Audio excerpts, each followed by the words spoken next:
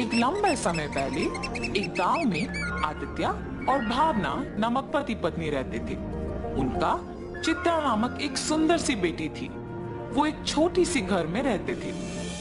आदित्य एक बहुत नेक इंसान था और जितना उसके पास था उतने में ही खुश रहने वाला था। वो पानी पूरी बेच के आए हुए पैसों से ही अपने परिवार की देखभाल करता था। हर रोज वो सुबह उठ के पानी पूरी बना के बेचने जाता था। पानी पूरी स्वादिष्ट पानी पूरी।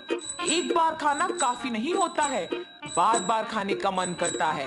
10 रुपयों का एक प्लेट, आइए आइए। ऐसे पूरी गांव में जाते हुए बेचता था। उसके बनाए हुए पानी पूरी स्वादिष्ट रहने पर सभी लोग वहां खाना पसंद करते थे। रोज की तरह वो एक दिन पानी पूरी बेच के अंधेरा होने पर वापस घर जाते रहता है, जब उसे रास्ते में कुछ लोग भागते हुए नजर आते हैं। उसके पलक झपकते ही वो लोग गायब भी हो जाते हैं। कौन थे वो लोग? क्यों भाग रहे थे? और इतने में ही कहां गायब हो गए? ऐसे वो अपने आप में सोच रहा था जब उसे रास्ते के बगल में एक सूटकेस दिखाई देता है। ये किसका सूटकेस है? शायद किसी ने खो दिया होगा। सुबह मैं इसे जमींदार को दे देता हूँ, वो इसको उसके मालिक तक पहुंचा देंगे। ऐसे सोच के वो सूटकेस अपने साथ अपने घर ले जाता है। आदित्य की पत्नी उस सूटकेस को देख पूछती है, ये किसका सूटकेस है जी? मुझे नहीं पता, आते समय रास्ते में मिला था मुझे।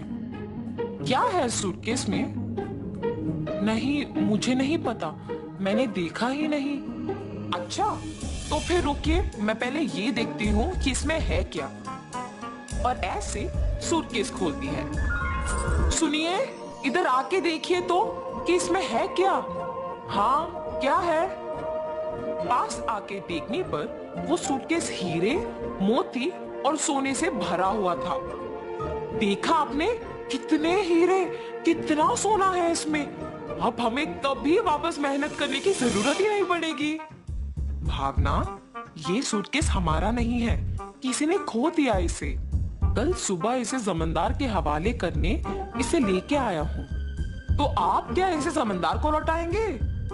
हाँ, मैं ये स्वीकार नहीं करूंगी। हम इस सूटकेस को हमारे ही पास रखेंगे। आपको मेहनत करने की जरूरत ही नहीं पड़ेगी। हम आखिरकार बहुत खुश रहेंगे। अपनी पत्नी का उस बात ना स्वीकार करने पर आदित्य उसे दुख ना पहुंचाने के लिए उसे कुछ नहीं कहता है और सोच में पड़ जाता है। अगर मैं उन हीरे और मोती को लेता हूं तो गलत है, पर अगर मेरी पत्नी वो सब लेती है तो वो मेरी गलती नहीं है ना। ऐसे सोचकर अपनी पत्नी से कहता है, किसी और का कमाया हुआ मुझे खर्च करना ठीक नहीं लगता है। मैं अपने पानीपुरी का दुकान ही चलाऊंगा। तुम्हें जो पसंद तुम वही करो। ऐसे कहने पर उसकी बीवी बहुत खुश होती है। कुछ दिन बाद उसकी पत्नी मिले हुए हीरे, मोती और सोना बेच के एक बड़ा सा घर खरीदती है और वे सब उसी घर में चले जाते हैं। मगर आदित्य अपना पानीपुरी का व्यापार नहीं छोड़ता है। एक दिन जमींदार के पास एक औरत आती है। प्रभु, प्रभु, मेरे घर में किसी ने सारे हीरे, सोना, मेरी गहने चुरा लिया है। मुझे समझ में नहीं आ रहा कि मैं क्या करूं, इसीलिए आपके पास भाग के आई। कृपया मेरी मदद कीजिए प्रभु। फिक्र ना करो माता, मेरे पे भरोसा करके आप चले जाओ। मैं उस चोर को पकड़ के आपको बुलाऊंगा। जमींदार के ऐसे कहने पर वो औरत उन पे भरोसा करके वहां से चली जाती है। उसके बाद के कुछ ही दिन में जब आदित्य और उसका परिवार एक बड़ा घर खरीद के उसमें रहने लग जाते हैं, तो गांव के लोग में उन्हीं के बारे में खुसर पुसर शुरू हो जाती है। ऐसे ये बात जमींदार तक भी पहुंचती है। एक साधारण पानीपुरी बेचने वाला एकदम से इतना बड़ा घर कैसे खरीद पाया? पता नहीं प्रभु, किसी को नहीं पता। गांव के सारे लोग भी आश्चर्यचकित होके इसी के बारे में बात कर रहे हैं। ऐसे ही मैं सुन के आपको बताया। ठीक है, उन दोनों को इधर लेके आओ। जी प्रभु। जमींदार के कहने पर सेवक उन दोनों को उनके पास लेके जाते हैं।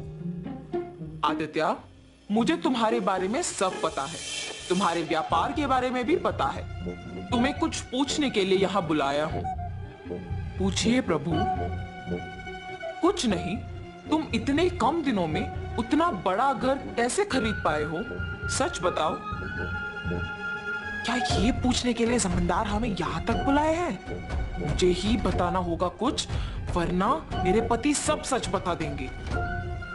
मेरे पति का कमाया हुआ पैसा हम बचा बचा के ये घर खरीद पाए हैं प्रभु। ऐसे हिम्मत से बोलती है ताकि किसी को शक ना आए। माता, आप पे कोई इल्जाम लगाने के लिए मैं आप लोगों को यहाँ नहीं बुलाया हूँ।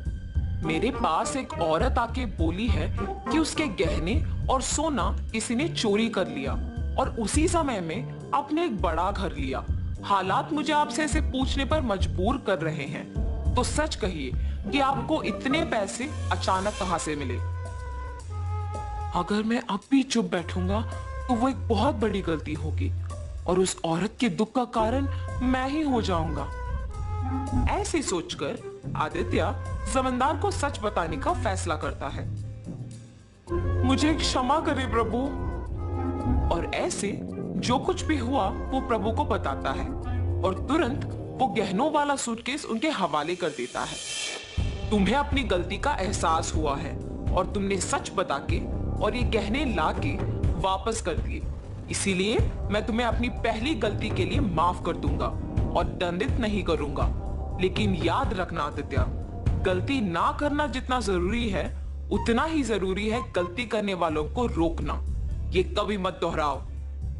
जमींदार के माफ करने पर आदित्य उनके कृतज्ञ होता है और वहां से चला जाता है और जमींदार उन गहनों को उस औरत के हवाले कर देता है। आदित्य हमेशा की तरह अपने पानी पूरी का व्यापार करता है